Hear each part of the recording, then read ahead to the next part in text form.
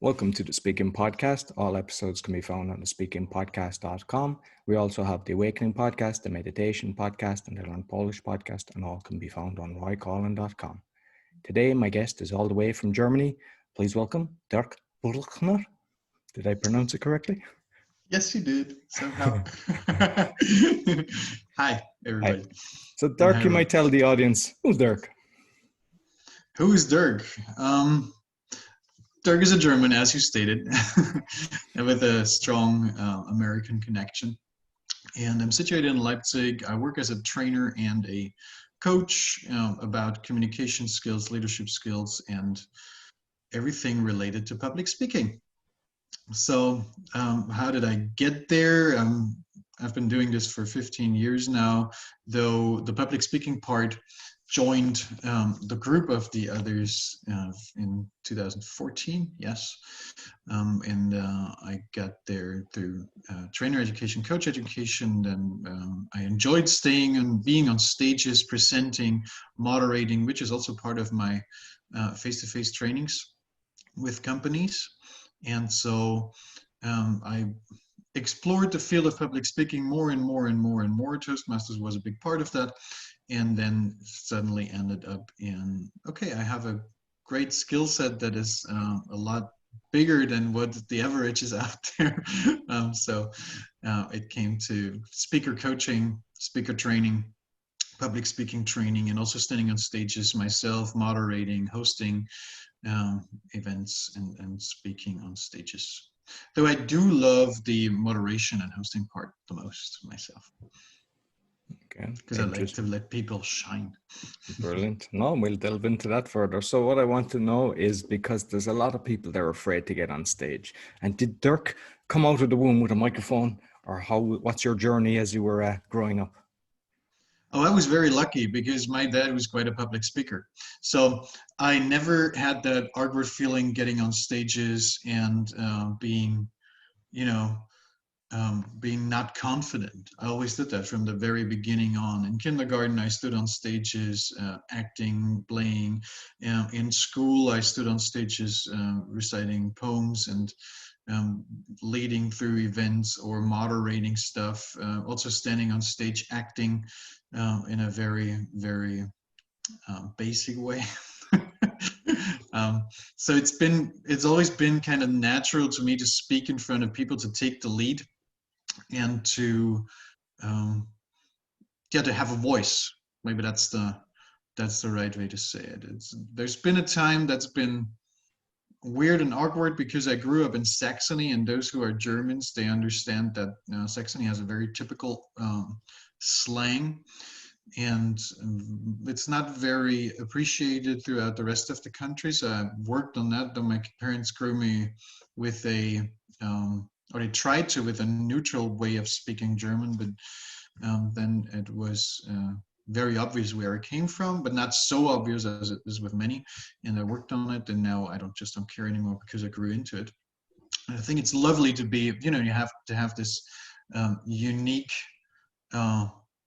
language that is attached to a region or that is attached to a person, and it's totally fine to be authentic, to have parts of that, as long as it's not disturbing others that much, or as long as you can switch. And so coming back to the first question, it's been a natural thing to me, and over the years I learned the techniques. I learned to how to adapt to different audiences and what to do when, and I learned to question myself and to think about, am I doing this right, am I doing this wrong, and to be able to hand over the skill set and make it individual to somebody else's personality, so they can feel comfortable with it. Oh, brilliant. And are you doing the same with your own child? Say it again. Are you doing the same with your own child? Oh, yes. She's my greatest teacher. Because she's 5 years old. I didn't mention that in the introduction, but I got a 5-year-old daughter, and she's, they're always straightforward in their communication and their conversations. And whenever I, as an adult, don't make a clear point, she reflects that to me, and then I was like, you are right, I didn't say that right.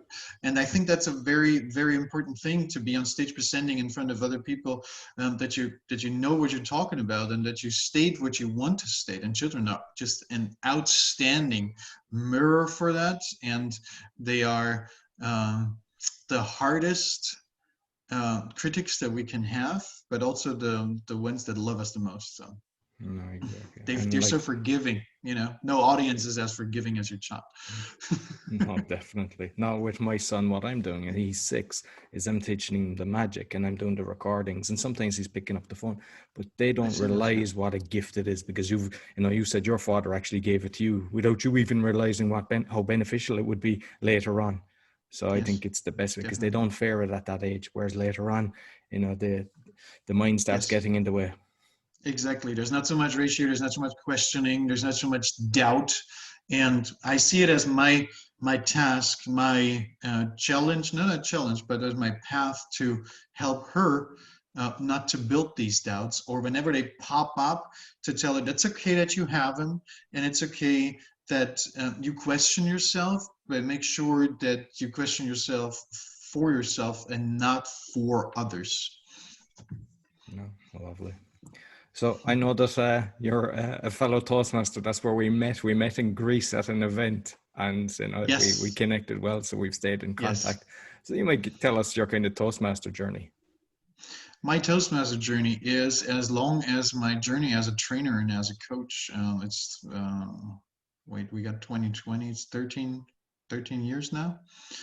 And within Toastmaster, I think Toastmaster is a great platform, because there you can pace yourself the way you need. You got your own speed. And if you take the learning experience and the options given in Toastmasters seriously, you can gain a lot from that. And you always have a stage to continuously practice on your skill set and on the things that you've been learning. It's my personal playground. I've always seen it that way, to play with the Toastmaster crowd and see what works there, and then transport it into my trainer or speaking business and see if it works there even better or worse. But it gives you a good idea. And I've from the beginning on, I've been very much engaged in the club, been in the board of the clubs that I'm a member with, and also engaged in the organization, in the area, and in the division, not being a division director, but being area director, and then being supportive for all the district events, because I believe that Toastmasters is, and most members of the clubs don't see that, is the organization that's behind it is the great value. And you and me being in this right now is a great proof of that, because we met in Greece. We went both to a district conference, the biggest European district conference that ever was and probably ever will be. But there somehow we connected, and I think that's the amazing thing about the community. You can connect to people all over the world, and I'm in touch with a couple of people from really around the globe that I met on a conference, and it's so beautiful. And then you stay in touch over a while, you share things, and you get an idea of not just the Toastmaster but also the person behind it. And there are a lot of great beings in the organization, and a lot of people I can learn from. Definitely. And did you, because I seen some of the trophies, and you entered competitions yourself, yes? Yes. Yes, I entered competitions, made it to district level, and in German and in English. And I also hosted competitions on district level and all the way up there through every level. I've been chief judge to several district conferences. And it's always fun, and it's always sharing, it's always giving back. It's also sticking with the rules, and then sometimes you have to, adapt the rules a little bit to the situation. And I think it gives you a great impact on your leadership skills and personal development, especially with the international crowd. So, and yes, the trophies are still around. The biggest one is standing right there in the corner of my office, and a lot of them are packed because I don't have the space for them, because I entered almost every competition for a period of 6 to 7 years in German and English. And I think that's the greatest learning experience as well, because you can develop a speech continuously, and and it's fun. It's fun. Once you let it be fun, it's fun. And I'm not sure, but because I got into for the humor speech, I got into the district final, and like you'd see the speech developing and improving, and you'd wonder why you don't put that effort into your every speech. It's like you can see how you can actually prepare a fantastic speech, really. Yes, that's something that I see as well, and I think that most of the people out there, they're not aware of that. And I think it's Mark Twain who said that for the impromptu speech. He said it takes me half a week or so to prepare a good impromptu speech, um, and it's not the right quote, but it's similar. If you look it up, you'll find it.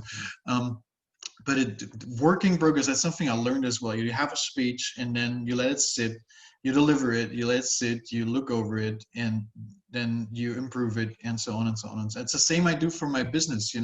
Sometimes I have sequences of trainings where I repeat the same training day for a different crowd in the same company for a period of 4 weeks. And not every single day, but it's like 20 to 30 times the same thing. It's never the same thing. It always improves a little bit, a little bit, a little bit. And in the end, when the contract is over, it's perfect. For the next client. Exactly. But I always go with the flow, because it's never perfect and it's never wrong. So it's always with playing with the people, with the audience, with the people in the room. And of course, there are differences between a 12 per people training and 500, 1,000 people crowd out there. But in the end, it's kind of all alike. And say when you are doing a speech, how do you prepare it? Depends. It really depends on the time I have available. Time is so crucial, and it depends on the topic. If it's a topic that I am not so familiar with, of course it takes a lot more time. And if it's a topic that I'm familiar with, it takes a lot of time to question, am I that familiar, and is it to cut it down, because the more you know about a topic, the more you want to share, but then it's maybe not necessary to share it because that's only what's going on in my head, not what the audience is interested about. So when I prepare a speech, I first look, who's my audience? Then I look, what is my message? How can I adapt that message to the audience? And what are the posts that support that message to get me there in the structure and in the line? And then I put the structure together, then I support it with stories, then I support it with details, then I write it out. Not all the time completely, depending on the length of the speech, but sometimes or many times I have these speeches already that I can put together for a particular speech, and then I question if that is everything that I need to say and if it's all necessary, and then I try to cut it down to the basics and to understand the emotion. That's what I do with my clients. What in every part of a speech there is an emotion that the speaker wants to be perceived or wants to portray and give the audience an impact on emotion. And I always go with that. What is the emotion behind this? What is the emotion behind that? And how can I deliver this emotion best? And then it all should lead in a good structure, in a good manner, that body language, facial expressions, and voice and tone and words are in sync. It should lead through the structure to the finish and the ending and the message and whatever is in there. And how many times would you practice? Also depends on the time. As if often it's the final as of possible, a district, a lot probably. As often as possible. Saying that meaning possibilities is you got to create the time for it. You got to sit down and schedule it in, because if you don't, you will not practice. That's what I realized myself. And then you stand on a stage, and I can handle a lot of things, I can, when it's something impromptu, I can deliver you a speech of an hour impromptu. That's not a big deal, but it loses a lot of its grip, it loses a lot of its power, because thinking in the process of delivering will make things disappear that are very important, or put things in where they shouldn't be. So practicing helps to memorize, and it also helps to be in an easy in an ease with the flow, so you can actually read the audience, go with the flow, and not mess up if they don't react the way you expected it to be. So I try to practice as often as I can. Many times it's nowadays once and twice for speeches up to 15 to 30 minutes. Depending on really who's the audience and so on. But if it's a keynote, it's like at least 10 times, 15 times, looking over it. And the 10 times would be the final version, right? So on the way there, it's already been like 20. I think I got complacent because I got to a stage where, you know, I did, I don't know how many speeches at this stage, maybe 100, but I can do a speech off the cuff, and I've got like Simple Minds. I look and I just talk. But when I was sitting down with people, because we were kind of making a list of where we'd like to develop further, and people said, look, you get great speeches and people actually remember them, but you'd know that you're just speaking off the cuff, and it would be better if you saw, I've actually consciously decided, okay, step back, don't do as many speeches, but actually structure them and prepare them a lot better. And that's my kind of next level on doing it. So That's great. That's great. I agree. I totally agree with that. And I've been there myself. Like, okay, do I have the time? Yes, I'm going to take that time. I schedule it, and then client calls. Oh, you got to do this, got to do that, or somebody else needs my attention. And you're like, okay, speech. Okay, push it. It's not that important. And then when you stand on stage, that's what I realized with a lot of people as well. When you stand on stage, you really know how important it would have been. You know, I can handle it. I can go with the flow. I can play with the audience. And the longer I'm doing this, I mean, it's part of being a trainer, right? That you handle the situations that because if you lose the group, then you got to be able to recover and to get back in touch with them, or the day will be gone forever. So this is what I do for business. It's a flow, and it's a walk on the edge, because I have to challenge the groups in the communication and leadership training so they get out of their comfort zone, or they broaden their comfort zone. And that means I have to push them to the limit, or I have to ask them to stand on the edge and follow me through. And if they don't trust me, they'll either fall, and then I have to catch them, bring them back. It's the same in coaching. And so it's normal for me to handle those situations, losing an audience if it happens, you know. And when you're impromptu speaking, and the bigger the crowd, you always lose a couple of people. That's what it is, because not everybody is connected to what we're saying, and you got to be aware of that. You can't make it perfect to everyone. Yet it's fun for me, and for most people it's frightening. That's what I understood over the path, and this is why I'm doing what I'm doing, so I can help other people to not be frightening, or not to be frightened, because there are so many CEOs out there who don't care. You know, they just don't care. They just talk, and they got their skills, and they think they're great. And when you sit in the audience, you can see, when you look around, what it does to people. And so I want them to connect. I want them to connect with the people, so it's worth their time. I think because I mean, as you mentioned, not everybody will be engaged. And I remember, because I done an open mic TEDx, and somebody had said to me, concentrate on the people that are laughing and with you, not on. And I remember there was a guy at the front, he was just sitting there lying down, and thankfully the person had said that to me. But unfortunately, a lot of people, they do the opposite. If they see 2 or 3 disengaged, that's who they're looking at, and they think there's something wrong, instead of looking at the people that are laughing, or that are kind of taking notes, and that are fully present. Yeah. Yeah. What I realized in the trainings, I totally agree to what you said. What I realized in my trainings is the ones who seem to be the most critical are the ones who always gave me the greatest feedback. So with the guy that's sitting in there, like, you never know what their state of mind and their state of emotion is. Maybe he was following, liked a lot what you said, and how you handled the stage, just wasn't very able to show it, and doesn't know how to react to it. Or he was touched that much that he was focused and not judgmental as the interpretation was. Though, when people leave, it's a different thing. And I've moderated and hosted TEDx events as well. And there is a part of the crowd that doesn't go with your energy, and it's normal. It's really normal. And if it's the whole room, if you have a chance, then ask them what's going on and how you can help them, or use all the techniques. That's why I think it's good to practice, and I think every speaker has experienced that. You just never see it. You never see it in a videotape. You never see it in a crowd, because nobody wants to show that. But even the biggest guys out there, if you look at their stories and listen to that, and when it comes to public speaking, they share that they've been lost in front of audiences, and that they messed up. And the thing is, recover, shake it off, learn from it, and do it again.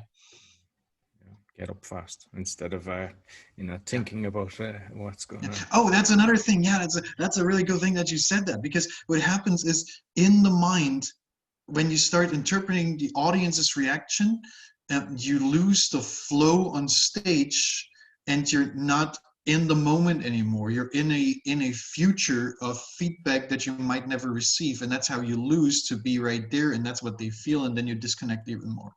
So Deep shake it and off, beautiful. let it go. Yeah. So you said like you're a moderator sometimes. You might kind of tell us a bit more about that. Yes. What do you want to know? What it entails, because some people would like to do that, but haven't a clue what it's about and how you prepare yourself. Mm-hmm. Moderation is, for me, as I said, the most beautiful thing, because it helps me to help people shine, to be their best on stage. And I can prepare the groundwork for them so they feel comfortable, they have the best foundation to deliver what they want to deliver. And an example, TEDx events are great for that, because the speakers there, they have a message, they have something to deliver. And I've coached the speakers as well. And so I know all the inferiority things going on with them, and the doubts, and how they, the sweat that they go through and the shaking when they're on the stage. So, and I think that moderating is the best tool to help them go through this, or to let it go, and to prepare the stage and the audience for them. So I prepare with the speakers, or with the people that are part of the moderation that I call up on stage. I want to know about them. I sent them questions beforehand, and asked them what I should ask them, for example, when it's a conversation, and what I should definitely not ask them. I think that's a very important thing. Depending on who you are and how you want to be perceived, it's always good to make sure that you don't step on other people's toes. But there are also moderators that intentionally do that. So it's good that I say that right now, because some people might think I asked that question to to step on their toes, because some of them out there do. But I like to create mutual trust. Then I have the rundown, and I go through it and go for each segment, what should be the bridge from one to another. How do I want to have my opening, and what emotion do I want my audience to carry with that opening, so they're prepared for what's coming next. And of course, the finish and the ending is very, very important. And then everything in between should be smooth and easy, and interacting with the audience. I love to interact with the audience, and that is why I love the preparation for all the segments. So you got to go into detail, and I have to run down and I make my notes, and then I ask the organizers, and so on and so on and so on. Does that cover what you're? Yeah, definitely. Okay. Yeah. Okay. And like when you have somebody that's going to do the TEDx speech and you're training them, I mean, it's okay if somebody has some form of experience in the public speaking, but like, how do you get around the guy that's basically terrified? Because I'm assuming you've come across that as well. They have a great message, but Yes. standing on the stage Yes. is I just laughed because you said experienced in public speaking, and then I've seen so many people who are experienced public speakers, but they're awful. because there's a routine, and they they don't care about the audience anymore. And that's, I think, what is very important, though it should not be toxic caring about the audience. First, you got to care for yourself, and then you care about the audience. And so, and I don't say I'm a great speaker, right? Don't get me wrong here. I mean, I've had my moments of awfulness on stages. Or disconnecting or not connecting with the audience and not being able to recover that. They've been rare, yes. But I think that it's important to be aware of that. You're not always going to succeed. And what I try to work with people who are afraid of entering the stage or completely, they lose it. It always depends. Is it something that needs a therapeutical attention? Or is it something that I can work with as a coach, or that we can, work through? Because sometimes it's really damaging. And then it needs another attention, I believe, because some anchors might be there that I can't approach. But at the same time, I love to help people understand that, at least in Germany, but I know it's also I know it's different in the States, yet there are similarities. In Germany, when you come in a school system, it's designed to be afraid standing up in front of people, because you're called upon the stage to present, and you're expected to be perfect. And if you're not perfect, you lose points. And if you are even worse than that, you lose your social connection to your peers. You will be laughed at, and so on and so on and so on. And this goes on for at least 10 years or 12 years, or continues in a university or college, and so on and so on and so on and so on and so on and so on and so on. And there's always somebody there judging you if you're not perfect, downgrading you if you're not perfect. Instead of building you up, building on what's there, and reflecting on it and helping you grow. And this is one of the reasons I love Toastmasters so much, because it's a creative, feedback-driven growth, solution-oriented, appreciative, acknowledging atmosphere. And people get empowered. And I've seen members just come to the club to get the appreciation once in a fortnight that they'd never get in their life, neither from their spouse, nor from their boss, nor from their coworkers, and so on and so on. So they joined the Toastmaster group just to be happy once in a fortnight. Imagine how sad that life could. Well, anyway, but this is so it's natural to be scared to stand on stage and in front of others, and to have these doubts, and everybody has them. I've been working with CEOs, and you don't see that when they're standing on stage, but inside they're completely broken when they stand on stage. They're so vulnerable, they have so much stress. Some of these people lose 2 kilograms in a speech of an hour or half an hour, because of the stress they go through. So it is there, but then of course you have to keep the facade. No, be yourself, and know how to handle these situations. Yeah, I remember, because you were on about the school and everything. In school, I remember standing up, and my brain used to go blank. But then when I was, I did university, and then I done another course afterwards, and we had to do a project. And I kind of done in pairs, and I done kind of 95% of the work. But at the end, we both had to do presentations. And of course, I probably couldn't sleep the night before. I remember my heart was pounding, and he got way better grades than me based on just that presentation of the thing. And, I knew from an early age how important it was, but I waited very late to do it. So that's why I encourage people, if you're worried, if you're nervous, start now, because it is a very supportive group, the Toastmasters. You feel safe there. Yes, well, there are some clubs that are not such a safe environment, but they're growing. It's a learning experience for everyone. So, and what I recommend to people who are really afraid of speaking, find options where you can speak, and repeat and repeat and repeat, and then do it over and over and over again, and then focus on the positive emotions and let the negative ones go. And make them stronger, make them bigger. And this is actually what happens in a Toastmaster crowd and in the clubs. And yeah, I mean, I think it needs to be touched as well. As a lot of people think, just go and just join it, but no, you need to find the right people, because I've been in a few clubs, and sometimes the wrong people are at the helm, and they can make all the nice people leave. So just to be conscious of that, you know, you need to find something that resonates with you and that it feels right. Yes. Toastmasters gives a great platform, but it can also be abused by toxic people.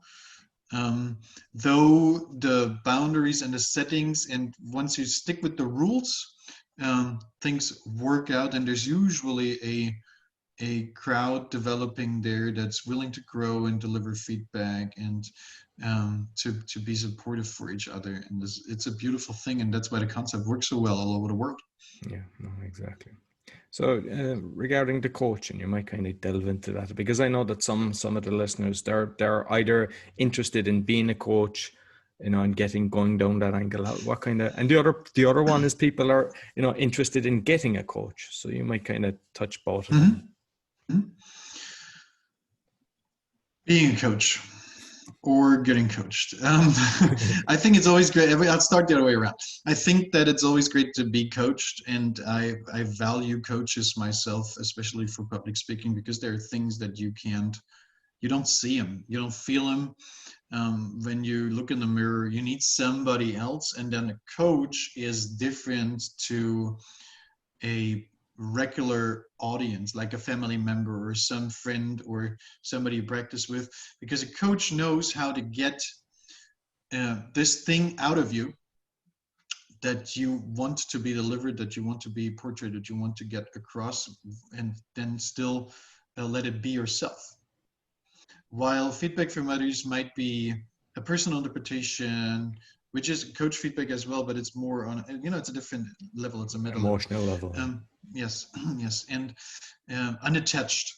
Coach wants the best for you and not the best for himself. I mean, friends usually do, or they just mask it that way. You know, but it always depends. There might be some jealousy that you do that or whatever. So a coach is a neutral point of acknowledgement and support, and to get you from A to B the fastest and the most sustainable way that you can. And with a good coach, you should be able to solve a similar problem in the future yourself. Doesn't matter if it's public speaking coaching or any other kind of coaching. That's what coaches are there for, to be the container that you can use to get everything out that you need. And it's all in you. It's all in you. The coach just helps you to set it free. That's also what I believe in. And sometimes it requires a special kind of skill set here and there, and then you can learn that, but the coaching will bring it up forth, and then, you know, it's possible to go in the right direction on the shortest distance and the least amount of effort and energy, and to have joy with it as well.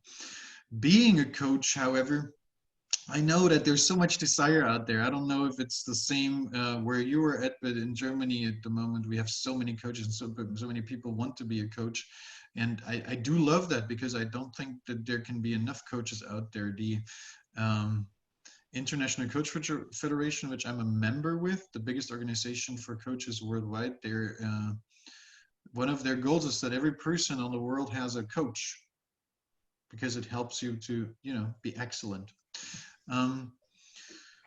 What I would suggest and ask people is to go for an education for coaching techniques. Though it's all in you, it helps to get there, and then be aware that at the moment, internationally, but especially in Germany or in Europe, it is a very dense field. It's a very tight competition. It's high competition. In the speaker coaching, it is as well. There's still room, yes, but it's not, from my perception, it's not like there are not enough out there. You know, and it's over the last couple of years, coaching has become, especially public speaking coaching, has become a higher part of my income.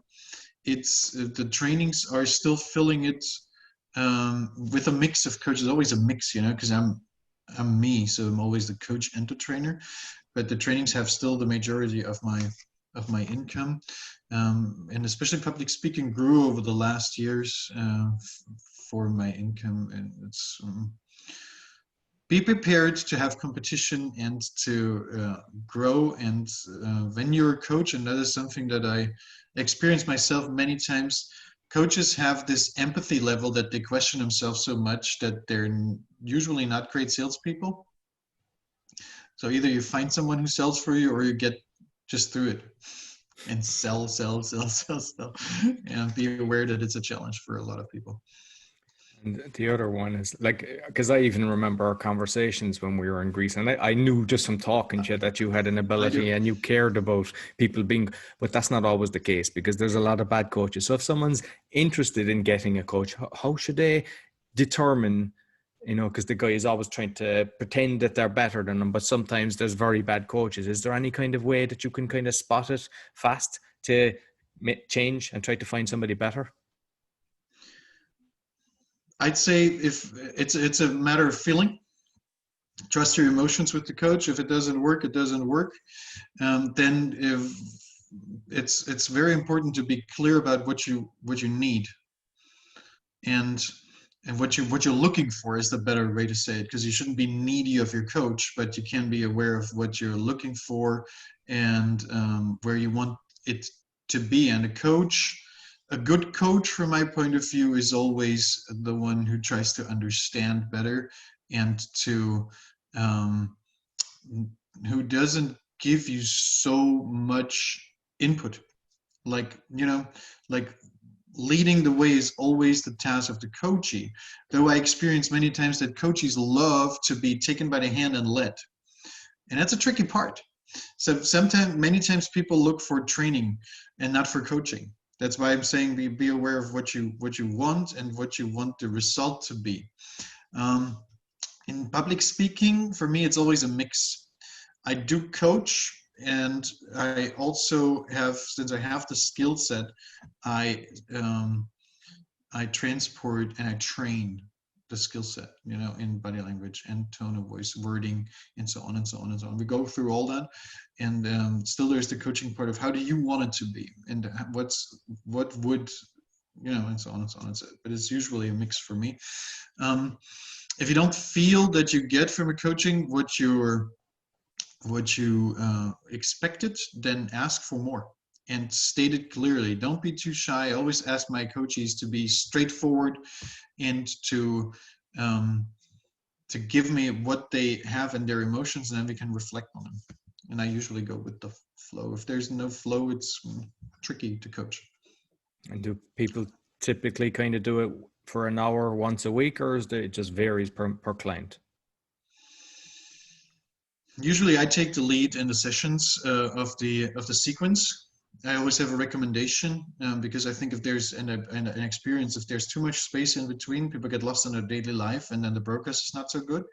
So depending on the client and its goal and the time frame that's available for it, sometimes we go on a weekly base. Most of the times I work on every other week for a session. And then the longer the relationship is established, sometimes it also can be a month from here to the next meeting, or even longer. It always depends on the relationship and on the coachee, because some of the coaches are very engaged. They take everything, they soak everything up as a sponge, and then they make it happen, and you don't need to do that much. And they come back to the next meeting and everything is done, and the goal is achieved. You're like, whoa, blown away. And coaching is always a self-effort thing. What you put into the coaching yourself as a coachee is what you get out. Okay. Nice. And like events, I know you've worked with other people doing kind of events. Like, what you might give us some of your tips and tricks for events, because obviously not everything goes right, and how you overcome obstacles when they do occur. Oh, always have a plan B. Though there are people who say when you have a plan B, you prepare to fail, right? So tricky thing. But I think especially for events, it's very important to have the right crowd around you and to be in direct contact with individuals that are able to make decisions, make choices, and also stand up for the consequences. And in events, it's important that the audience never feels what's going on behind the stage. and never gets in touch with any of the chaos that might be there. So it's all preparation, it's all communication, it's feedback, and then it's going with the flow and also dealing with the situation. One example, that was one of my TEDx moderations in the middle of the event, because we had a lunch break. The projector shut down, and it was on a 12-meter ceiling, and nobody found the remote. So the thing was off. And when we started the event again, it wasn't there. And then we had a guy coming in with a ladder, so I introduced the ladder to the audience, and he climbed up there and he touched the switch and turned it on, and it was a very, very beautiful moment, because the audience had a great time, I had a great time, and the guy up there, please don't jump, we don't want stuff like this, you got to go with the situation. Sometimes the technical stuff doesn't work, so it's always important to check that and to check the handovers between the organizers, the ones you can, when you're moderating, when you're hosting. So everything feels smoothly, and that you have a great energy on the stage, and everything else is just filling the gaps.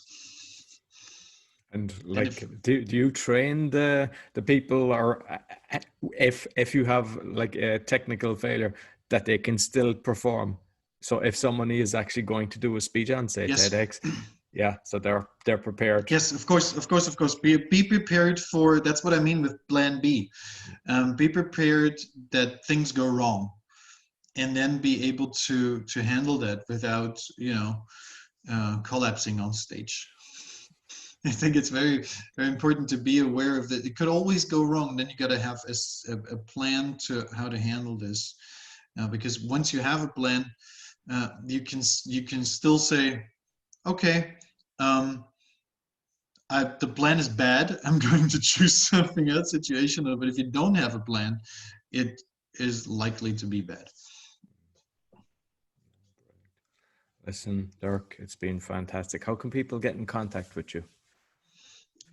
You can reach me by email, you can reach me by phone, WhatsApp, all the new the social media stuff. I also have a Facebook page. I do have a website, but it needs to be reworked. If you want, I can share my details with you, and you can put them in the podcast below in the message. That'd be great.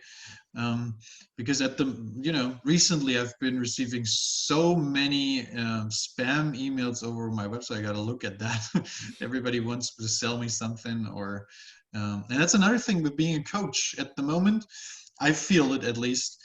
Coaches are a great market. Everybody tries to sell me how I can get 5 to 6 digit monthly client rates and blah blah and all that stuff, because it's a great market to coach and to sell to coaches at the moment. So I refuse to be so present out there, because it's kind of annoying. If anybody out there is listening to that, trying to sell something to me, please don't. I know how to say no. I'm a great communicator. You will waste your time. I'll learn from you more than you from me.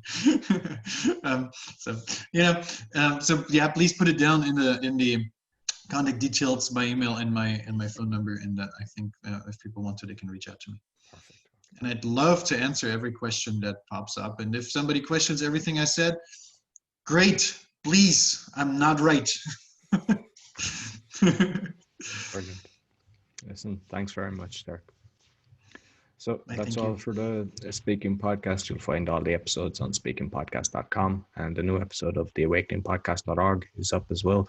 And we're going to be on BitChute and YouTube, so be sure to give us a thumbs up, share, and subscribe. Thanks very much. Until next week, take care.